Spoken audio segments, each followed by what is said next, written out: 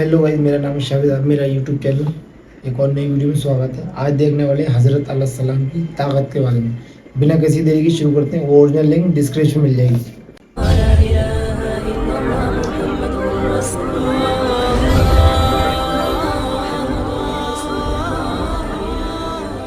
अस्सलाम वालेकुम प्यारे दोस्तों। अक्सर हम सोचते हैं कि ताकत के लिए काजू बादाम खाने चाहिए, चिकन बस मटन सही। होना चाहिए, बड़ी बड़ी ग़िज़ाएँ होनी चाहिए, तब जाकर ताकत आती है, तब जाकर जिस्म मजबूत बनता है। लेकिन आज हम आपको हज़रत अली रज़ी अल्लाह ताला अन्हु की ताकत के बारे में एक ऐसा वाक़या बताने वाले हैं जिनके घर में अक्सर फाके होते थे, जो 3-3 दिनों तक लगातार रोज़े रखते थे और फिर पानी पीकर इफ्तार किया करते थे। मगर फिर भी इनकी ताकत के बारे में जानकर आप सब लोग हैरान हो जाओगे। इसीलिए आप इस वीडियो को आखिर तक ज़रूर देखें और मेहरबानी करके शेयर भी कर दें ताकि और भी लोगों तक ये वीडियो पहुंच जाए। वीडियो को लाइक नहीं किया है तो प्लीज़ इस वीडियो को एक लाइक करें। तो चलिए दोस्तों शुरू करते हैं। दोस्तों, जंगे बदर और जंगे ओहद के बाद में अल्लाह के करम से मुसलमान बहुत मजबूत हो गए थे। वहीं पर जो दूसरी तरफ जो कुफ़ार के लोग थे, जो मुशरिक लोग थे, वो कमज़ोर होने लगे थे। इसीलिए वो चाहते थे कि किसी भी तरह से मुसलमानों के वजूद को ख़त्म किया जाए। इसीलिए अबू सुफियान और उस वक्त के अरब के बड़े बड़े बहादुर आपस में मिल गए। इनमें अरब का एक बहुत बड़ा पहलवान भी शामिल था जिसका नाम अम्र बिन मरहब था, जिसने सैकड़ों जंगें लड़ी थी। वो अपने एक हाथ में ऊँटनी के बच्चे को पकड़ता था और दूसरे हाथ से हज़ारों के लश्कर को काटता था। फिर जनवरी 627 ईस्वी में इन तमाम मुशरिकों ने मिलकर मदीने की तरफ बढ़ना शुरू कर दिया। इस बात का इल्म जब रसूलुल्लाह सल्लल्लाहु ताला अलैहि वसल्लम को हुआ तो आपने अपने तमाम असहाब को बुलाया और फरमाने लगे कि एक तरफ अरब के सारे मुशरिक और कुफ़ार है, वहीं पर दूसरी तरफ हम इतने से मुसलमान हैं। बस अब अल्लाह की तरफ से अब फैसला होगा कि हक़ और बातिल क्या है। सारे असहाब ये सोचते रहे कि इतने बड़ी फ़ौज को हम मुकाबला कैसे कर पाएंगे। इतने में सलमान फ़ारसी रज़ी अल्लाह ताला अन्हु ने फरमाया, या रसूल अल्लाह, हमारे मदीने को 3 तरफ से पहाड़ों ने घेर रखा है और सिर्फ एक तरफ से आने जाने का रास्ता बना हुआ है। अगर हम उस रास्ते पर एक बड़ा सा गड्ढा खोद देते हैं तो फिर कोई कुफ़ार खुले तौर पर मदीना पर हमला नहीं कर सकेंगे। इस बात को सबने बेहतर समझा और फिर सब लोग खंदक खोदने में लग गए।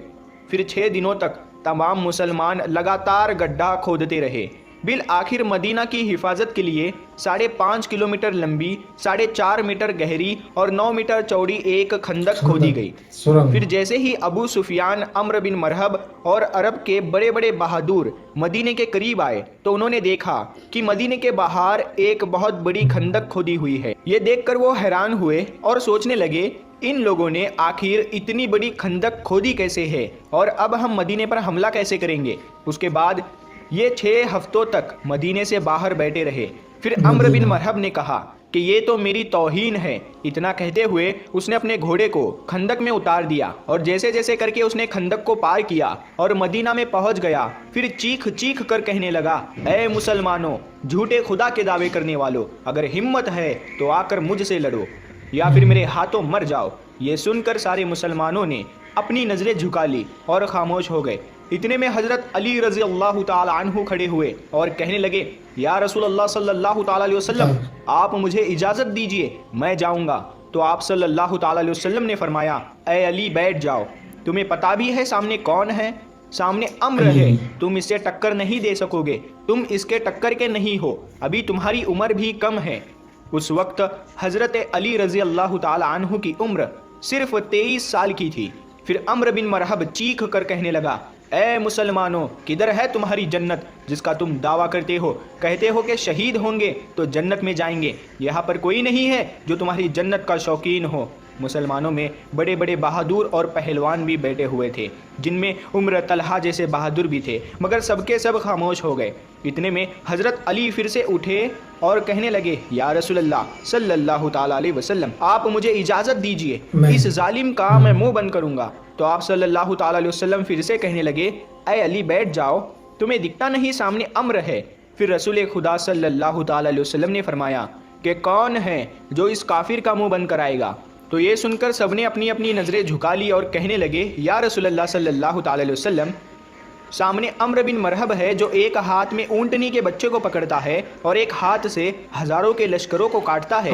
इस जालिम से कौन लड़ेगा? इतने में हजरत अली रजी अल्लाह ताला अन्हु ने तीसरी मर्तबा अपना हाथ उठाया और कहने लगे, ऐ मेरे आका, मुझे आप इजाज़त दे, मैं इस काफिर का मुंह बंद करूंगा।